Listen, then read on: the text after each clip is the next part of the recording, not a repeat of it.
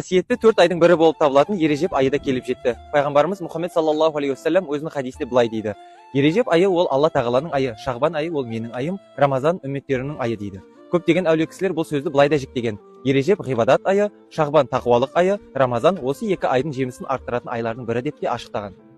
Раджаб сөзі құрметтеу, ұлықтау деген мағынаны береді. Бұл айда жылдап созылған соғыстар мен араздықтар тоқтаған. Пайғамбарымыздың хадисінде Ережеп адамдарын ұрыс-керіске араласпай, бейбіт тыныш өмір сүретін Алланың айы деп келеді.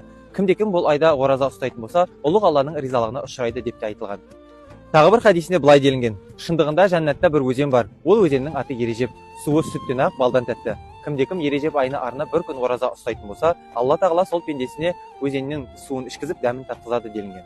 Осы айда ерекше аталып өткізетін 2 қасиетті түн бар. Олардың бірі Миғраж түні, екіншісі Рағайб түні. Бұл түндерде жасаған ғибадаттарыңыз, құлшылықтарыңыз, оқыған тахаджуд намаздарыңыз басқа түндерге қарағанда еселеп жазылады.